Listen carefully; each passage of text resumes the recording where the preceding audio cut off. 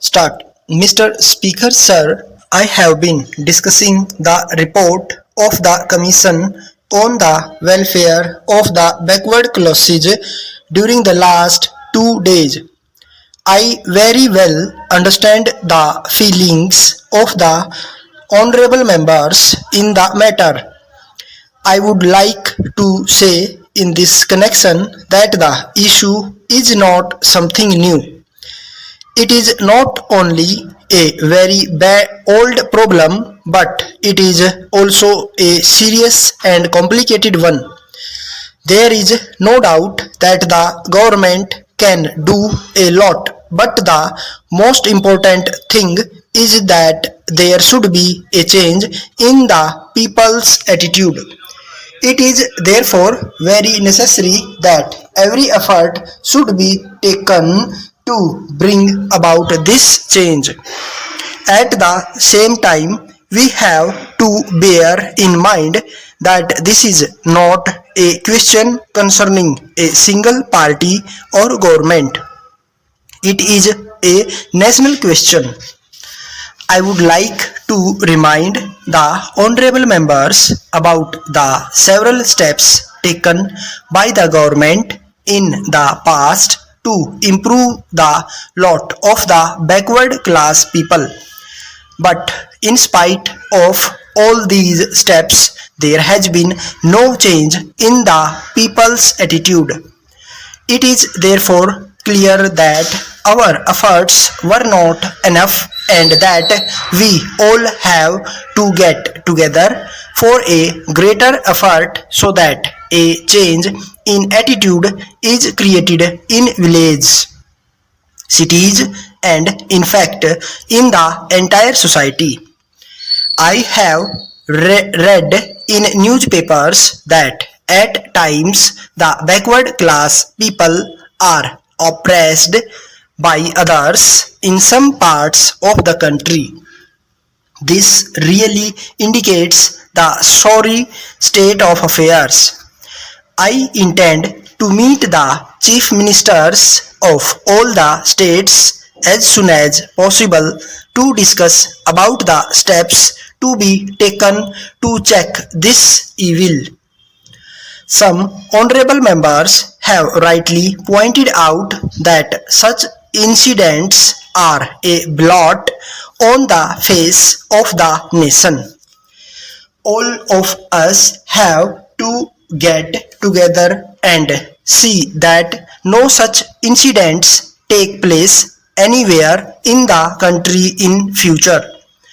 Our backward class brothers and sisters also on their part should themselves be vigilant so that whenever they feel that the atmosphere is not congenial to their well-being, they should inform the concerned authorities immediately.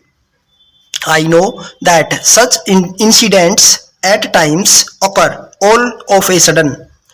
It should, however, be possible for the local people to come to know of it at the earliest possible time so that they can give advance information about it to all concerned.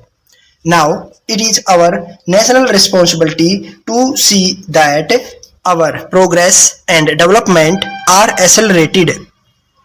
There is another aspect of the question that has been highlighted in all reports of the government. Even though several programs are implemented for the welfare of these people, their benefits do not reach the poor and the needy. We want to pay special attention to see that the benefits of these programs reach the backward people and also to find ways and means to do this.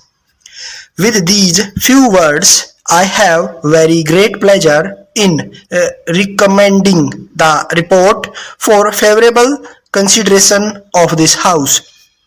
Letter from the General Manager Nathan and Company Madras to the General Manager Messrs. Swamy and Company Salem. Dear sir, we wish to inform you that all the goods ordered by you during the last few months have been supplied by us promptly and as per your requirements. We are, however, very sorry to inform you that our bills for the past 7 months have not yet been paid in spite of several reminders to you in the matter. We are aware that in the past you have been very regular in your payments and that we had no occasion at all to make any complaint to you about delays in respect of payment of any bill. In order to have cordial relationship in our business activities, it is necessary that such delays are avoided to a great extent in the future. As you will be very well aware, our business will be very much affected if we do not get our payments in time.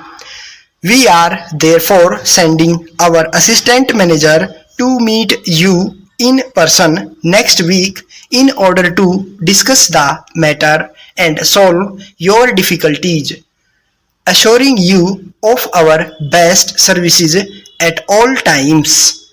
Yours faithfully. Stop.